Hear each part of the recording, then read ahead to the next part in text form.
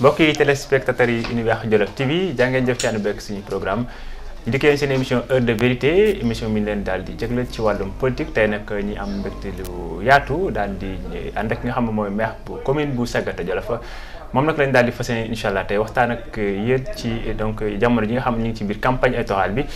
dama koy bàyyi ak mbokk yi téléspectateurs yi muy ak askan wi laata ñu dugg ci biir waxtaan bi. Coumba Diaw ñu ngi lay nuyu. jërëjëf Maodo ñoo ngi lay fay di la sant di la gërëm di jaajëfal te vraiment dalal bi ñu dalal fii di nuyu ñi nga xam ne ñu ngi ñuy déglu ñëpp la ñu ñuy seetaan vraiment di am mbégte lool ànd ko ak yéen tey pour journée tey bi. voilà merci beaucoup mu doon Coumba Diaw moom moo jiite commune bu Sagata nekk it chef du arrondissement bu Sagata Jolof ci département bu Linguère alors tey nag mbégte lu yaatu la ñuy am bëgg a ànd ak yow ci bile waxtaan mais laata la ñu daal di xuus ci dëgg-dëgg ci waxtaan bi solo si dañu bëgg xam kii di Coumba Diaw ci fàttali si mu doon benn soxna bi nga xam ne ci région bu Louga moo jiite ab commune bu Sagata waaye nekk chef lieu arrondissement alors Coumba Diaw est-ce que bu ñëwee rek ci tënk mën a xam Coumba Diaw lan moo ko dugal ci wàllum politique. jërëjëf Maodo yaakaar naa li nga ma laaj du ma jafe ma tontu la ci. man li ma dugal ci wàllu politique ñaar la benn bi sama borom kër dafa nekkoon ci nga xam ne dafa doon yëngu ci politique loolu dugal na nu ma ci benn bi tim nekkoon naa jigéen bu nga xam ne dama doon yëngu ci développement nekkoon agent de santé doon dund ak sama population ñu ay jafe-jafe yu tar yu métti loolu moo ma gën a choisir dugg ci terrain politique bi. alors donc am na solo ci parcours bi li nga xam ne moo ci tënk gàtt na waaye riche na alors wax nga ko donc sa borom kër aussi doon na ku ñu ràññeeku woon trop ci biir gox bi doon yëngatu ci wàllum politique yow tamit nga doon jigéen boo xam di takk sa ndigg topp ci gànnaaw alors ba yàlla def depuis 2014 donc ci élection municipale yi yow aussi donc nga postulé sampoon sa ndënd ba yàlla def na depuis boobu ba léegi yaay wéy di nekk maire bu commune bu Sagata Jolof alors li nga xam donc moom mooy commune bi nga jiite donc. ci élection yi ak naka la Coumba Diaw def ba sampu ndëndëm ak lan moo ko poussé lan moo ko influencé comme moom dafa nekkoon benn femme donc de développement lu ko soob ci làngere ba mu acca bëgg a laaj bopp commune bu Sagata ba yàlla def tey mu yore ko. jaajëf maa do wax naa la ko léegi rek li ma gën a poussé ci ma dugg ci langue politique bi dafa nekkoon loo xam ne lii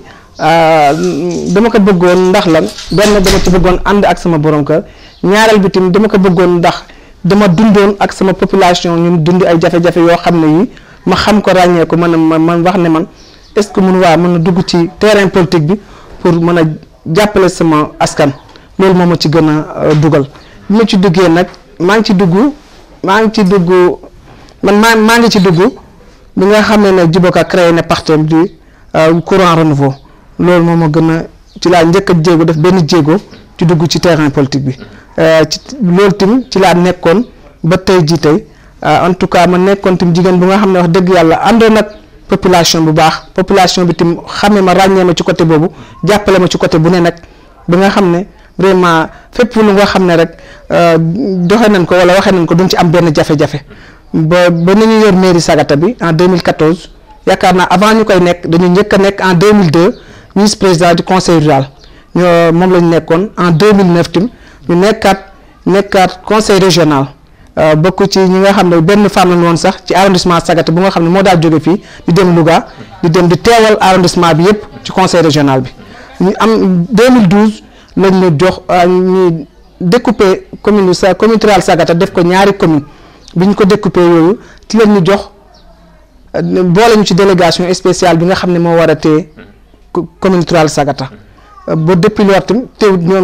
ngi dox ak suñu jéego di am ngëm-ngëm ci wàll bu ñu nekkee di dem tim topp suñu askan di xool seen i jafe-jafe di leen nemmeeku di leen ràññee ba vraiment bi ñu accès 2014 ñun dañoo taxaw ne dañoo war a taxaw nag samp suñu ndënd bi ñu sampee suñu ndënd yaakaar naa ne umpul kenn dañuy 2013 lañu la ministre Aly Ngouille Ndiaye fekk ñoo ngi IRD tàllal ñu loxo ñëw ànd ak ñun. nañu bu ñu sañoon li nga déggee ak ni nga mele bu ñu sañoon ànd ak ku mel ni yow ndax dañu ñun Jolof rek moo ñu ñor te gis nañ tim sa taxawaay te bëgg nañ jigéen bu mel ni yow ñu ci waxtaan ci ma dem waxtaan ak sama base waxtaan ak ñi ma ànd ak ñu nangul ma ko ne ma demal nga ànd ak moom ñu ñëpp ñu bokk ci terrain bi 2014 bi ñu demee ci ñu dem élection locale ci leen taxaw nag war a nag tey jii nag moom mënatuñoo nag def lenn lu nag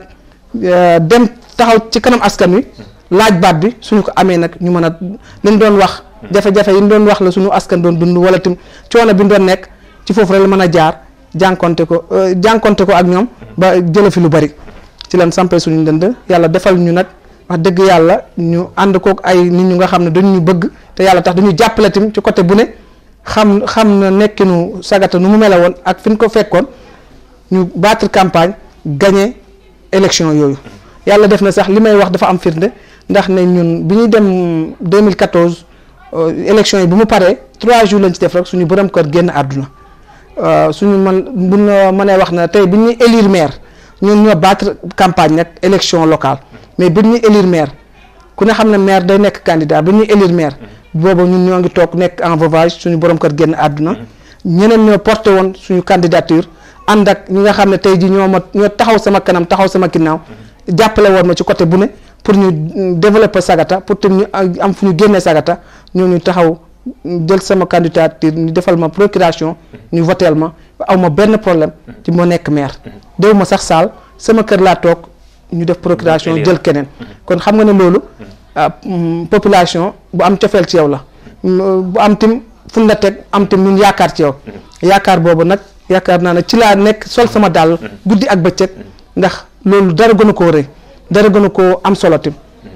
ci lañ nekk boobu léegi di ci dox ba agsi fii ñu toll tey. voilà donc am na solo yaa ngi koy wax léegi ne biñ lay élire donc maire fekk na aussi yaa ngi woon ci doon sax muuru ba yàlla dem tey alors jël nga dem mais ni nga ko dégg nga wax léegi ci jamono ji nga xam donc yaa ngi donc nekk maire ci am na parti boo xam ca nga nekkoon muy donc URD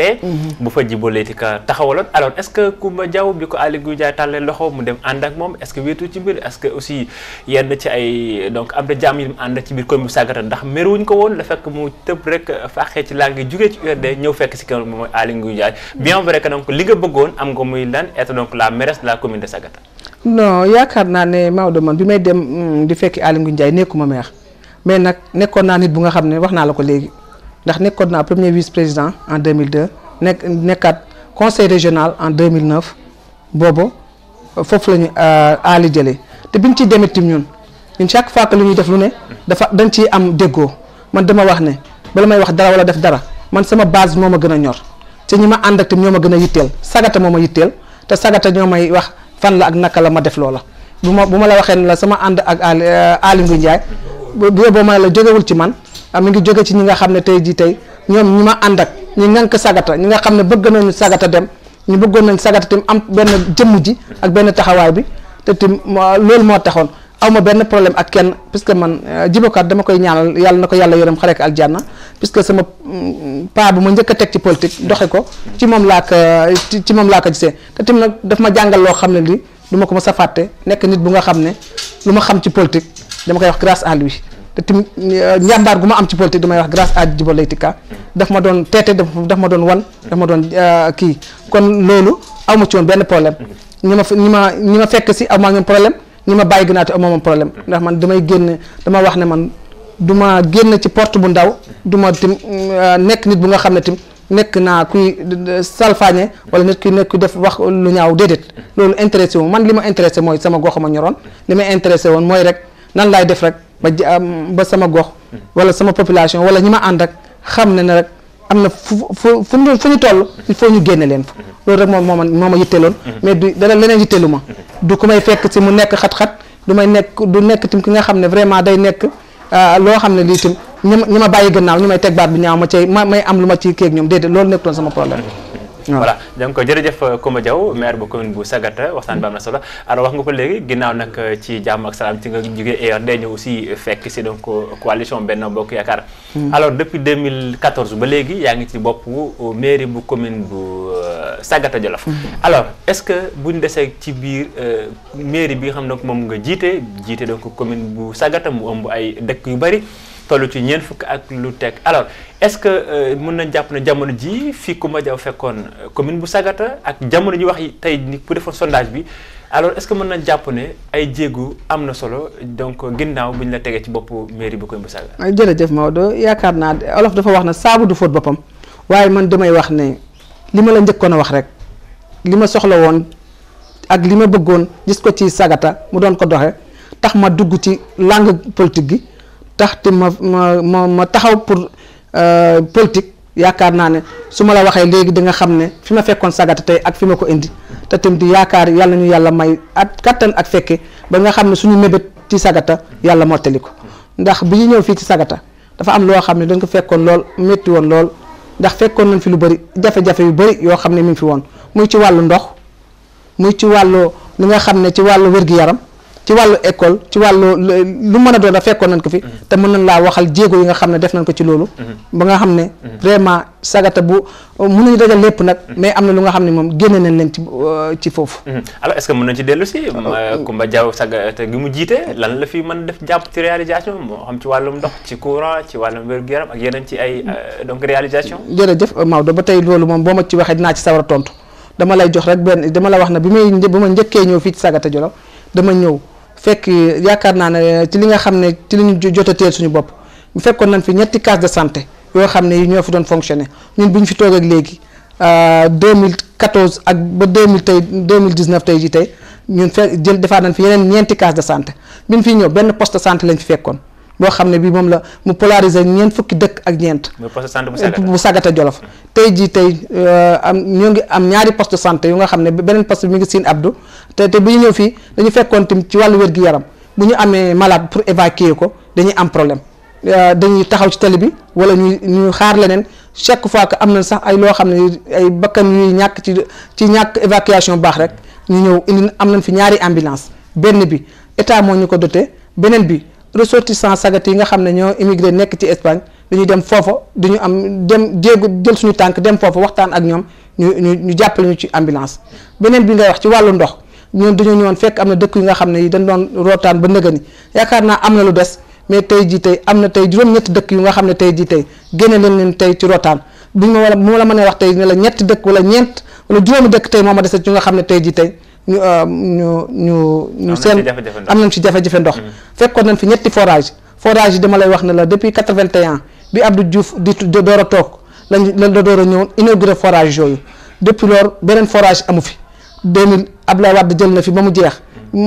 inauguré forage 2012 ak léegi inauguré nañ fi 3 forage bi nga yoo xam ni ñoo leen inauguré muy bu Ndiayène Sapenda benn bi di Xataali benn bi di Gan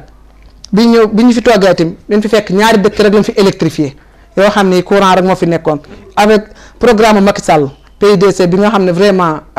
moo tax tey jii ku ne war a jàppale tey président Macky Sall tey ñaari dëkk yoo leen fekk ñu électrifié tey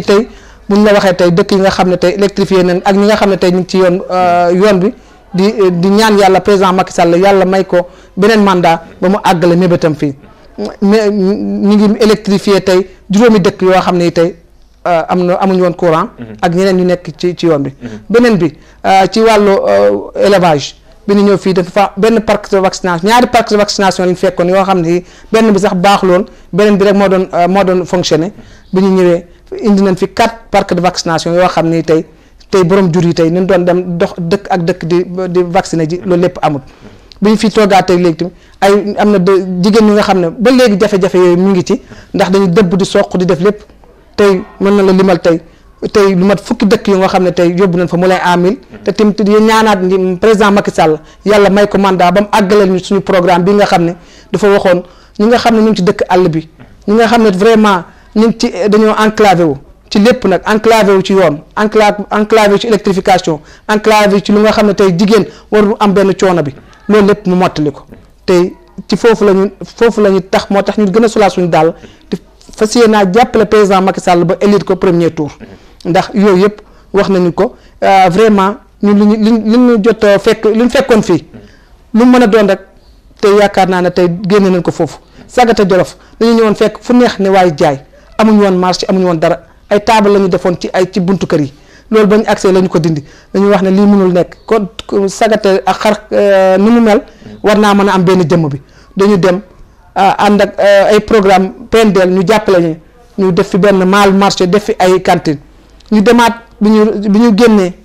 dañu gisoon ay ressortissants yu nga xam ne doomu sénégalais lañ ñu waxtaan ak ñoom ñun bu ñu daa am mburu ndekki sax daara lay jóge dañuy am ay jafe-jafe ñu gis ressortissants sénégalais waxtaan ak ñoom ñu di gis ba wecconte ak ñoom ñu xamal nañu bu ngeen ñu mayee fenn daan leen jàppale ci boulangerie yaakaar naa ne boulangerie bi romb nga ko léegi mu ngi ci yoon wi suba sax la ñu war a dem foofu xool nan leen ko mën a ubbee ba mu démarré kon def naa ne ak leneen yoo xam ne yi suñu mébél lan ak yoo xam ne itam duñu taxaw rek faral Macky Sall pour jox Sagata xar-xanam bu baax a baax te moo ñu tax a jóg moo ñu tax a dugg ci terrain politique bi moo tax tim lu ne mu jaral ñu ko. voilà am na solo madame le maire de la commune de Sagata am na solo ginnaaw bi nga ko waxee ci wàllum ndox mi jàpp nañ ne ginnaaw chiffre donc yi nga fi joxe léegi parce que juróom ci ay villages yi nga xam ñoom ñoo des ngir jafe-jafe na alors jafe-jafe yooyu naka la ci maire bi fas yéene taxawee su ko defee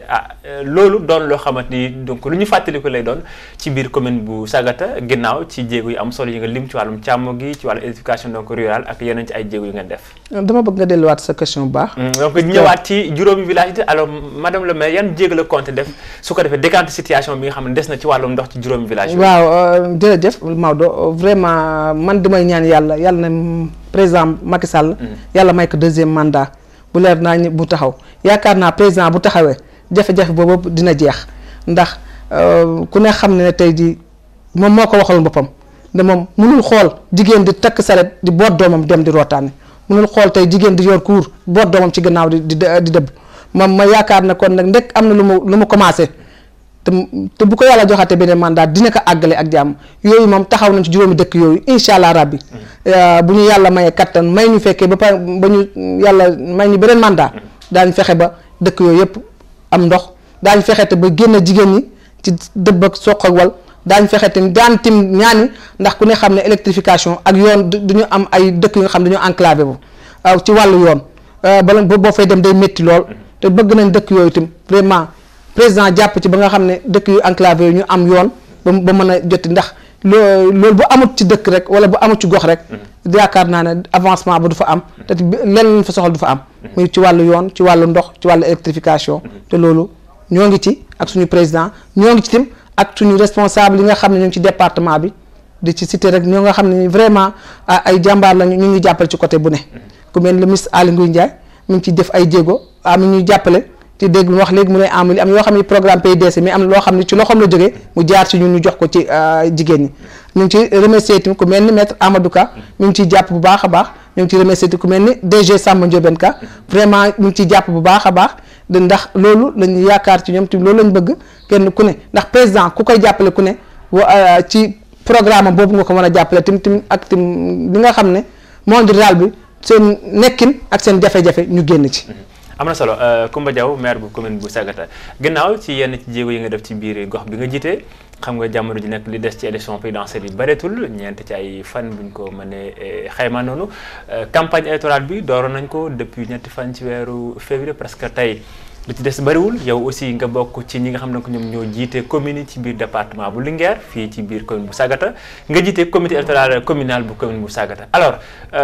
mbir mi aussi naka lañ ko mën a jàngatee d'abord comité électoral bi nga xam jiite nga ko ak équipe bi nga xam ne àndoo nga ak ñoom depuis ba mbir mi dooree ci biir territoire communal bu Sagata Jolof. waaw jërëjëf Maodo man ni ma koy jàngatee yaakaar naa ne dana simple partim dana nekk lu yomb ci man puisque man comité électoral bi du gan ci man. puisque 2013 ba léegi ni dañu jiite comité électoral te nag yàlla dafa def nag li nga wax léegi rek yàlla mi ñuy defal ba ñu mën a jiite commune Sagata bi ànd kook ak ñu nga xam ne ay jàmbaaru fàkku tëgg di lan ci côté bu ne bu dee ci wàllu conseil am na ñu ñuy conseiller bu dee ci wàllu liggéey am na ñu ñuy ànd ak liggéey bu dee ci wàllu taxaw rek pour développer dëkk bi am na ñoo xam ne ñu ngi ànd ak moom ci loolu leen sukkandiku ba comité électoral bi amul ci benn problème ci liggéey boobu tam la ñuy doxee ci la ñuy demee ba yaakaar naa ñun liggéey bi dafa oyof toll ci ñun ndax kenn ku ne dangaa jàpp sa boor jàpp tim li nga ci war a jàppee ñu liggéey ndax ñun li ñu ñor mooy fal président Macky Sall li ñu ñor mooy développer suñu communauté bi muy commune Sagata Jolof te dañu bokk yéene bi bokk xalaat bi bokk yëg-yëg bi ba nga xam ne amuñ ci benn problème. alors am na solo wax nga ko léegi seen mébét lenn la mooy fal njiitu réew encore ci donc deuxième mandat bi ngeen di sàkko alors muy seen président di bu jiite coalition Benno Bokk Yaakaar alors lu am solo ci mbir mi comité électoral bu nemmeeku jigéen jiite ko ci jamono ji nga xamante ni ak tension politique bi nu mel donc ci réew mi alors est-ce que Coumba Diaw maire bu Commune bu Sagata comité électoral bu mu jiite doon soxna bu jiite ay góor alors liggéey bi est-ce que jafewul door ko ca ba ñu samp comité bi ba jamono ñi xam ne yegg si nañu fii ci liggéey bi ci campagne bi. jërëjëf Maodo yaakaar naa ne li ma la waxaat rek laay waxaat jafe-jafe bi ñun gisuñu ko ñun dañuy wax rek ni ñuy ŋànkee commune bi rek la ñu ŋànkee comité électoral bi amuñ ci benn jafe-jafe yàlla nag boole nañu ñoo xam ne ñi am nañ dal am nañ tim loo xam ne li vraiment dañ duñu gis benn lu ñaaw wala duñ fekke lu ñaaw ñoom li leen ñor mooy Sagata li leen ñor mooy dem ci terrain bi battre campagne def la ñu defoon réélire Macky Sall ñun amuñu benn problème amuñu kenn xaarma yàlla du benn parti politique du keneen tim koo xam ne ay allié wala keneen ñun daal liggéey bi ñu def mooy li ñu gën a yitteel daal mooy nañu fexe ba fal président Macky Sall ñun ak suñu équipe bi bu ma wax équipe ne damay wax ñaar bala ma wax benn damay cité ñi nga xam ne ñoom laa bokk ak APR ñoo nga xam ne ñoom vraiment seetaan mu ci benn côté dama nekk xëy na ci bopp bi rek mais ñoom liggéey bi lépp ñoom la beneen bi tim ak allié yi dañu ànd ak ay allié Benno Bokk Yaakaar ñu ànd ak ñoom ci terrain bi amul ci benn problème ñun lépp dañ ko def ci jàmm ak fair play amul ci gisuñ ci benn problème parce que ñun suñu askan ak suñu population yaakaar naa ne ñun doxewuñ noonu doxewuñ ci ñàkk jàmm doxewuñ ci xiiroo ak ŋaayoo doxewuñ ci leneen ñun lépp lu ñuy dox rek dañ koy dox ci jàmm ak salaam kenn ku ne xool li nga xam ne moo nu mu rafetee ak nu mu jaadoo ñu def ko ñun ci loolu lañuy dox booba léegi tim yàlla defal nañu ci jàmm ak équipe bi ñu ànd ak. alors wax nga ko léegi li leen ñor mooy battre campagne falaat njiitu réew mi Macky Sall mu am deuxième mandat alors battre campagne boobu ci 42 ou bien 43 villages bi commune Sagata di polariser alors Coumba Diaw ak équipe bam naka lañ doon liggéeyee depuis le 3 février bi nga xam boobu ba léegi liggéey bi yéen a ngi ci. des na la ñetti fan ci campagne bi. waaw loolu moom xaw na métti tuuti li ko métti nag du diggante ñun ak population bi ku ne xam ne dañu nekk commune rurale. yoruñu ay quartier ay village la ñu yor ay kilomètres la ñuy dox ñu dem ci ñoom te il faut ñu dem ci ñoom te yàlla may nañu nag loo xam ne li vraiment dañ koy gën a sant yàlla bu baax a baax ñun dañuy xool village bu ne dañ faa war a teg suñu tànk village bu ne dañu war a dem wax ak ñoom xool tim la nga xam ne président Macky Sall def na ko fa xool dalal seen xel tim la nga xam ne président Macky Sall programme am la te defagu fa ñu xam ne bés bu président faloo dina ko def ci loolu la ñuy dund saa wu ñu xëyee chaque de fekk dinañ saa wu ñu xëyee 4 heures bu ne daañu dem ba ay 1 heure 2 heures du matin ñu ñëw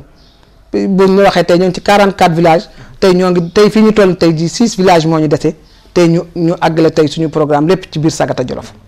loolu moom métti na méttiwul waaye nag dañ koy sante yàlla ndax ñun noonu yàlla bindee suñu commune te tim nag dund nañ ko avant ñuy nekk maire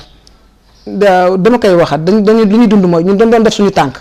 agent de santé la ñu woon di dox dëkk ak dëkk di def vaccination di dem ci population bi xam leen xàmmee leen ràññee leen ba tax na ñun dañuy wax ne bu ñu dugg ci oto ñu yéeg ci saret ñu dox suñu tànk amuñ ci benn problème ndax yaakaar nañu yàgg nañoo ak suñu population te yàgg nañoo dox ak ñoom yàgg nañoo jëflante ak ñoom ba dara méttiwul ci ñun ak équipe bi ñu ànd. alors wax nga ko léegi bu ñu la déggee yow ci gox bi yàgg nga fi xam nga fi donc am na ay activités yoo daan def bu sax donc bokkul ak bi nga nekk léegi nii. alors est-ce que li nga fi jot wax léegi ak askan donc ni nga mel ak ñoom jàpp nañ ni fii ci commune bu Sagata Coumba Diaw mi ko jiite daal mun nañ jàpp ne est-ce que jamono ji li mu jot a def ak fi mu jot a jaar ak ñoom ak seet si bi mu leen donc jot a seet si jàpp na bu tëddee mën na nelaw. waaw dëgg la bu ma tëddee mën naa nelaw waaye tamit nag xam nga nag li olof mu ne daanu daju suuf am na loo xam ne da ngay dem fekk fa ay jafe-jafe seen jafe-jafe nag du ñàkk cofeel ci Coumba mooy lu ñàkk lu Coumba lu mu leen defalagum. wala ñàkk lu ñu gisaguñu ci programme Macky Sall loolu mooy jafe-jafe bi te loolu dañ koy nangu ndax ku ne xam ne 5 ans wala 7 ans boo waxee ne mën nga defal 44 villages yëpp ku ne gis sa bopp ci mbir mi da ngay wax loo xam ne lii da ngay dig sa population lu am te ñun nag doxewul noonu dañ leen di xamal rek carrément li ci nekk dañuy dem fenn foo xam ne fii ñu xamal ñu carrément ñu dañu suñu bopp wala ñun de amaguñ dara ñu dalal seen xel xam ne leen kat def nañ fi lii def nañ fi lii. te tim fas na yéene bu am président Macky Sall yéegee wala bu ñu yàlla joxee tey beneen mandat danañ dooraat def lii def laa ci loolu la ñuy doxee ba méttiwul ci ñun. alors campagne wax nga ko léegi ay dëkk da nga ciy dem. presque ba nga xëyee si 4 heures ci ngoon gi. presque ba 1 heure ba 2 heures du matin nga ñibbi si. alors ku ne campagne nag di nga wax ay meeting wax ay porte à porte ay visite de proximité mais tamit am na loo xamante ni war nañ ko bàyyi xel. ci commune bu nga nekk wax nga ko léegi am na ci donc ñeen ñoo xam ñu ngi ci kujje gi moo xam dañoo bokk ci coalition Idy 2019 bokk ci coalition Sonko président wala Madické wala Issa Sall bu PUR alors est-ce que Coumba Diaw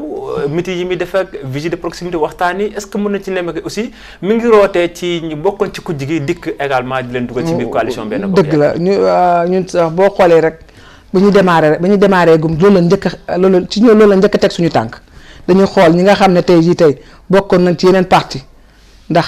ñu xool nan lañ mën a waxtaanee ak ñoom wala nan lañ mën a defee ak ñoom ba indi leen ba yaakaar naa ne tey am na ñu bëri ñu nga xam ne dañu bokkoon ci yeneen parti ay Gakou ay PDS ay Madické Niang du ma ko wax ndax ba ci PDS la rek dafa bëgg démb la taxaw. ay parti socialiste ay parti socialiste ñooñu ñëpp avant ñuy def ak lenn ci ñu leen commencé. parti PUR aussi est-ce que doo amul doole trop ci gox bi. parti PUR en tout cas élection yi passé 15 voix lañ fi am. alors yii di ñëw ne est-ce que jàpp nga ne duñ amaat plus même. lii di ñëw tim ci li ñu yaakaar naa su wàññeeku. roy nga seen waaw bu ñu yokk bu ñu kiiwut du yokk loolu moom lu ma leer la. yeneen li ci des ay Sonko ay yeneen mënul ñàkk ndax fi mu toll nit ñi kenn ku ne da nga am sa ngëm-ngëm. waaye daal lu ñu mën a rassurer lu ñu mën a wax suñu bopp moom. fii ci commune Sagata en tout cas am na lu nga xam ne moom teg nañ ci suñu loxo. te nag dañ ñaan nañ yàlla àggale ñu ci jàmm ak salaam. moom dañ koy dañ amul lenn luñ ci ragal ci ñoom. ci parti yi nga xam ne ñoo fi nekk. amul lenn loo xam ne ragal leen ci benn donc ragal ci biir commune bu Sagata. non mu ne daal Coumba Diaw elle est rassurante par rapport ak bu baax a baax. est-ce que donc taux de participation bi jàpp nga ne dina gën a élevé surtout ci fii nga jiite mi commune bu Sagata. incha allah rabbi ñoo ngi ñaan yàlla. dañuy wax 100% day ëpp mais nag ñoo ngi ñaan yàlla jox Macky Sall 95% ci commune Sagata. donc am na solo commune bu Sagata dañ ciy des mais nag bi la yoon aussi ñu dikk ci département bi coalition Benno Bokk Yaakaar bëri na ay leaders yi fi nekk bokk nga ci ñi ngi fi lim léegi ci bëri ñu ngi fi ku ci mel ni le président du conseil départemental bu Linguère moom muy jiite comité électoral bu département bi alors est-ce que liggéey bi aussi tamit ñoom yéen ñëpp responsable bokk ci boobu la coalition est-ce que donc yéen a ngi ci doom waxtaan toujours su ko defee li ngeen bëgg non seulement 95 yi nga wax léegi pour bu Sagata mais département bu Linguère li ngeen bëgg en terme de taux ngeen am ko mën ko proposer jox seen candidat. waaw jërëjëf yaakaar naa ne département bi moom li ne Sagata moo nekk fépp rek ci li ma yaakaar te def naa moom noonu la ñuy doxee comité électoral départemental man ci laa bokk yaakaar naa ne ci kàngam yi ko ŋànk ci laa bokk. ma lay waxal na barki Dembo Ndiaye PM jaar na fi mooy le premier ministre. def fi benn caravane. comité électoral départemental presque ñoom ñoo doon piloter affaire bi ñu rafetlu ko bu baax a baax. yaakaar naa ne bu ñu xoolee seen doxalin ak seen taxawaay amuñ ci gisuñ ci benn ngaañ vraiment ñu ngi ci jàpp nu ñu mënee dañu nekk nit ñi nga xam ne nag ñun dañuy wax suñu commune jarul sax comité électoral départemental di fi jaar wala mu fi def yenn mu fi ñëw yenn ba jamono yegsi na fi ngir nemmeeku leen wala si bi premier ministre ñëw nañ fi ànd ak ñun ñu teertu ko ñu def caravane ñu ànd dem jàll mais la ci des moom ñun ñoo koy teel suñu bopp ndax ku ne maire wax dëgg yàlla war nga ànd ak ay jàmbaar war ngaa mën a téye sa commune war nga cee mën a def loo xam ne lii boo mënta téye lépp itam lu bëri war la mën a échapper bu fekkee ne taxawal nga sa gox jàppale nga sa gox ci benn côté bi am na solo di fàttali aussi maire bu commune bu Sagata la ñu seqee waxtaan di Coumba Diaw fii ci arrondissement bu Sagata alors di fàttali aussi yow membre nga ci au conseil donc des collectivités territoriales là aussi donc danañ ko fàttali bu baax su ko defee mbokk téléspectateurs yi aussi ñu xam ko bokk na donc ci ñetti maire ba ñeent ci biir département bu Linguère maire bu commune bu Sagata la maire bu commune bu Kamb di Biram Ba Aliou Dia maire bu commune bu Mbëlëxe ak kii di Maham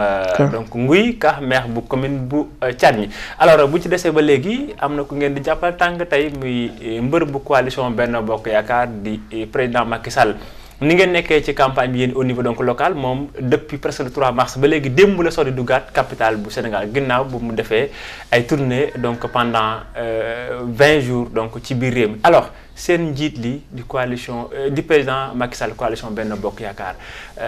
def na comme ni ay donc yeneen naataango kandidaam def jàpp ngeen ne lim fi jot a liggéey ci ak ayam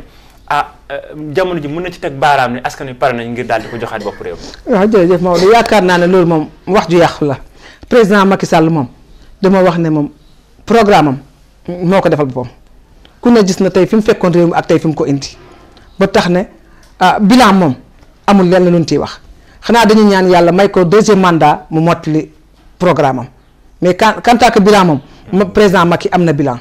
ndax wax naa la ko léegi bu ñu toogee tey ba monde rural bi laaj électrification bu ñu toogee tey ba monde rural bi tey di wax waxi piste bu ñu toogee tey ba monde ndax dañuy wax ne département de Linguère bi tey jii tey bi mu fi toogee léegi 2012 ak léegi def na fi 64 forages yoo xam ne mi ngi ci département de Linguère bi kon yaakaar naa ne président Macky Sall bilan yomb na trop ku ne xool tey xool Ranch de Doli ku ne xool ni mu meloon ak tim fu mu ne woon a jëm mu ñëw Ranch de Doli nekkoon loo xam ne vision Senghor la woon moo taxawoon ñëw fii wër département bi wër Jolof mu xool na dëkku sàmm la te ku ne wax sàmm ku ne am na lu tax ñu koy wax dafay dem ci ñax ñu xool ne yàlla si bu ko neexee nu mu ñëwee mën nañ toog tey ne nawet bi tey mu bon ñu xam ne bu bonee tey te sàmm yi amuñu banque amuñu dara seen jur mooy seen banque te bés bu ñax ñàkkee bu ñax amul dootuñu seen jur mën na dee Senghor en vision boobu mu xool mu ne bu mu wëree Jolof ba mu ma mat mu ne mu defal leen benn ranch def ko Ranch de Doli ne tey bu ñu amee jafe-jafe sàmmkat yëpp daw dem foofu di fa sauver seen jur bu ñu doxee ci loolu ba nga xam ne demoon nañ ba Ranch de Doli yaakaar naa ne at yi li passé ci président Macky Sall ci Ablaye Wade ñu doon ko bëgg a jox sax boo bëggoon a def jox ko ay baykat ba ne doon indi confusion rahmatullahi jibalaytika yàlla na ko yàlla yërëm ci ñoo xeexoon affaire boobu ca la bokk ne woon bés bu Ranch de Doli bés bu ñu ko defee leneen lu jagleel ko sàmmkat yi yaakaar naa Jolof moom ku amoon jur bee boo nga seet neneen nooy def mais dañuy wax ci président Macky Sall mu nekk jëmm ju mu nekk koo xam ne kii nekk ku jar a jàppale noonu ndax bu mu accès rek 2012 la jël réew mi 2012 mu ñëw teg tànkam Jolof def ma ngi ko tege ji Ranch de Doli ba mu demee mu xool def ko journée de l'élevage bu mu génnee la leen programmé na leen kat ranch bi dinaa ko miire dinaa fi def ay forage tey boo demee ci ranch bi dina 9 milliards yoo xam ne tey nekk na foofu ak ay forage yoo xam ne yëpp def nañ ko fa kon def naa ne ñun président Macky Sall ak ñu ko programme am ak bilan ku xool route nationale bii tey jógee Linguère ba Touba 95 lan la fi nekk lan ko fi defoon tey jii ba 2019 tey la ko président Macky Sall réhabilité defaraat ko ba mu baax kon ñun bilan Macky Sall boo duggee ci àll bi tey nga dem fa gën a sori boo demee tey yaa ngi fay gis loo xam ne lii tey ñun bilan Macky Sall kon yaakaar naa ne dañ koy ñaanal rek yàlla may ko deuxième mandat te da koy may incha allah rabbi. voilà mais yaa ngi koy wax léegi ay réalisation yow cité rawat na ci département bu léegi alors mais tamit nag bul fàtte ne Jolof aussi Sénégal du Jolof rek yaa ngi koy wax léegi bien vrai que ne am na jéego yu fi def ci wàllum ndox courant ak donc càmm gi mais aussi donc ci gën a wàll gi benn critique yi ñu def jëmee ko ci njiiti réew mi seen candidat mi coalition Macky Sall alors donc surtout donc yenn ci ku ji di ko taxé donc nekk moom dara la fi nekk lu lul faagaaga donc ay donc adversaire politique alors est-ce que loolu mënul porter préjudice tuuti. loolu moom mënut a ñàkk puisque yaa wax léegi kujje politique kujje moom fu mu dugg rek sànnante baat bu ñaaw dina am waxante dina am ba pare tam kenn ku ne da nga seet loo mën a ñaawale sa morom mais dafa am loo xam ne lii ku xool président Macky Sall xam nga man dama xeet sama département ba dama yemale ci département ba mais xam nga ne ku xool Macky ci Sénégal xam nga ne du nit koo xam ne kii sax day faagaagal mais nit ko nga xam ne daf ñoo fekkoon ci ab guut dañoo fekkoon ci mpax mu ñu ciy génne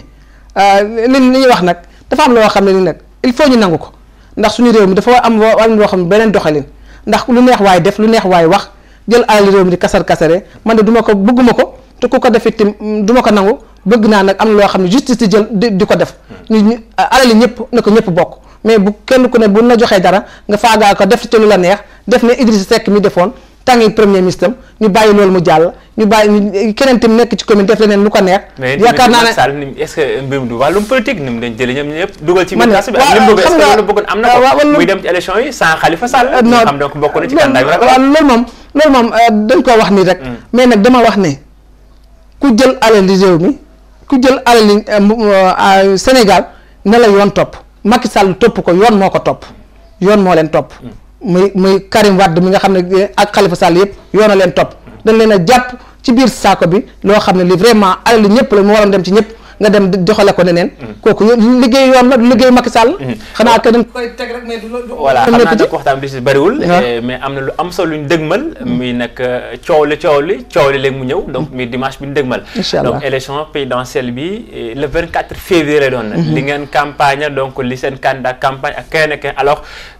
li ñu xool expression bi dimanche donc lay feeñ alors nous sommes 2 jours voire 3 jours moo ci des actuellement naka la Coumba Diaw ci rawat na fii nii pare donc ngir tàbb ci mbir mi surtout donc jour bi nga xamante ni mooy le 24 février su ko defee képp ko xam jàpp na ne militant sympathisant bokk seen coalition mu mën a exécuter donc droit am de vote fii ci biir commune. ñun ñoom dimanche rek tey la ñu yemale en tout cas pare nañu. pare nañu. tey ñun suñu jafe-jafe xanaa fekk suñu. ku jege a ngi fi de waa Sonko ñu ngi fi. waaw moom dañ koy nangu loolu lañ soxla. ndax dama wax ne loo ku jee amul dara baaxut. moo tax ñu doole ci village bi bëri ci commune bi. waaw loolu moom lu ci kanam la yaa wax na dimanche. bu dimanche dina leer. am na loo xam ne daal ñun pare nañu. bu dimanche ñëwoon suba sax ñun pare nañu. en tout cas pare nañ ñoo ngi ñun tey fi ñu toll ñoo ngi xool nan la ñu jëlee suñu militants yi ñëw wote si. ñoo ngi xool tamit ñi nga xam ne seen carte d'identité jotaguñ ci nan la ñu fexe ba jot ci. ci loolu lañ taxaw mais taxawutuñ ci affaire ay kujjee ak yooyu. ñun daal loolu mooy suñu problème. pare nañ tey. pare ngeen tey xam naa ne waxtu bi li ci bëriwul. mais coow li leneen coow muy ministre bi dëkk Jolof mi le ministre de l'intérieur mi dénk élection yi. ñu bëri taxaw nañ nee na élection bi pare na donc ngir sàcc ko am na li ci lu mu waxoon ne képp ko xam bokkal nga ci coalition Benno ba dana fex nga jot sa carte votel Macky Sall ak coow li ko topp ne élection yi bu ko organisé wax dina bëri donc mbirum njuuj njàlleen alors loolu loo ci yëkkati. waaw bala ma ci wax dara damay ñaanal premier ministre de l'intérieur yéen bi koy yàlla yéen ak responsabilité bi mu yenu tey yàlla na oyof toll ci moom may wax na nag doom la comme ñëpp rek lu mu dëkk Jolof ak lu mu dëkk feneen a fi am ministre de l'intérieur yàgg naa nekk fii organiser ay élection ba mu jaar ci jàmm te yàlla tamit dana ko may ba mu jaar ci jàmm ak salaam li ñuy wax il faut ñu wax ko li ñuy wax ne ku sa gémmiñ di naaj doo wax jàmm ku jëkk politique bi waaw seen gémmiñ day naaj duñ wax jàmm te tamit duñ wax looloo duñ teg loo xam ne li mais ñun xam nga li ñuy xam 2012 ba nëga ni la fi président Macky Sall doon am moo fi nekk moo nekk Sénégal gi yëpp te incha allah rabbi ci loolu la ñuy doxee xamuñ leneen carte d'identité yi ñuy wax lu bëri la ñun ñi nga xam ne sax ay bu ñu wax ne dañuy def yi def laa dañuy nax seen bopp rek am ñoo xam ne sax ñu bëri ñu ay quelques nit yoo xam ne seen carte d'identité ni mu demee la fi ñu defaree carte d'identité am na nee na yéen ñu bokk ci coalition bi yéen ko téye non non téewuñ dara ñun suñu bopp sax am na suñu militant yoo xam ne jotaguñ seen carte d'identité suñu bopp am na mi kon nag kooku téewul dara nañu dem wax ak askan bi te nañu fexee lépp lu suñu président wax bëgg bëre bañ bëre nan dem ci terrain léegi kay wax ji jeex na waroo dem na këng léegi kay taxaw ci géew bi rek sëgg ñu bëre moo ci des alors ñu jeexal léegi ki fi nekkoon ci jamono njiiti réew le président donc Abdoulaye Wade depuis le 7 février ba léegi mu ngi ci réew mi mais lu indi coow la jamono ji moom yëkkati na ay kàddu nañ fexe rek ba bu fi élection am nañ taal donc procès-verbaux yi alors yow aussi en tant que donc maire naka ngay jàngatee man daal waxi président Abdoulaye Wade bëgguma cee dellusi dama koy ñaanal yàlla rek yàlla na yàlla delloo si xelam ba mu am beneen taxawaay ndax dafa am loo xam ne bu la ko yàlla joxee da nga koy sante yàlla nga dund presque téeméeri at li may wax mu dund ba dund sàppi ko loolu bu ko doy dara du ko doy yàlla def mu jiite woon réew mi mu ne ay nawleem jiite fi réew mi yàlla ba yàlla jeexal ko ci ñoom ñu dem ci jàmm ak salaam moom deful loolu mu wàññeeku di nekk ci yeneen damay wax yàlla na yàlla walbati xelam rek ba delloo ko ci mu dem li ko dese ci àdduna mu jaamu ci yàlla toppatoo ci njabootam wala mu nekk ci leneen waaye nag xëy na loolu la ko yàlla teg ñoo ngi koy ñaanal yàlla na ko yàlla may xel moo xam ne mi dina ko delloo si ñun foofu lañ mën a wax ci moom ndax du kenn du leen lu mën a yàq du leen lu mën a defar ndax xam nañ ko baax ne bu wax rek la am léegi ndax ci âge am la fi mu toll la dañ ko koy nangul ni ko suñu président Macky baale lépp du wax ba mu tontu ko du am leneen lu mu def ñun ci loolu lañ foofu lañ école boobu la ñu génne dañ koy baal lépp nu mu doxee rek baax na waaye en tout cas moom yàlla fi ñi fi nekk ci di mu xaddam nekk ay sëriñ jàmm rek mooy wàcc Sénégal xam nañ loolu te jàmm rek moo fi am élection yu am yu pesé yu am jàmm moo fi am alors xam naa ñu bàyyi rek appel xëy na du ñàkk booy lancé askan wi rawatina ko bu sagate bi nga jiite jërëjëf waaw li ma leen lancé rek di santaat bu baax di sant yàlla bu baax di julli ci yonent bi santaat suñ li nga xam ne tey ñun ñooy Benno Bokk Yaakaar surtout nag waa APR ñi nga xam ne tey ñun ñoo fi bokk nekk ñu nekk ànd ak ñun ci terrain bi depuis que ba ñu àndee ba léegi ñuy battre campagne ci élection bu ne yàlla ñu defal ndam ñoo ngi ñaan ci yàlla mi may ndam yàlla ñu yàlla may ndam yàlla na yàlla yoo def jàmm ci réew mi yàlla ñu yàlla defal xéewal ci réew mi yàlla na yàlla mayaat suñu président tim deuxième mandat ñu réer ko ci deuxième mandat ci premier tour amul day yomb man maa la ko wax fii day yomb dañuy jàll premier tour incha allah rabbi jërëjëf mbokk yi kon nag mi ngi noonu waxtaan bi ñu seqoon ko maire bu commune bu Sagata di Coumba Diaw tey nag amoon nañu mbégte lu yaatu àndandoo ma ci waxtaan ci campagne donc électorale bi ginnaaw ñett ci ay fan donc moo doon yegg ci élection donc présidentielle bi fas yéene am dimanche bi ñu dëgmal yamook ñaar fukki fan ak ñeent ci weeru février kon jaa ngeen jëf mbokk yi téléspectateurs Univers Jolof TV mbokk yi ñuy suivre donc également ci YouTube ñu ngi leen jaajëfal bu baax bi di leen jox dik daje incha allah beneen numéro ci émission heure de vérité ci wàllum politique bi am ci la première chaîne télévisée du Jolof Univers Jolof TV jaa ngeen jëf ci ànd ba suñu programme. Merci.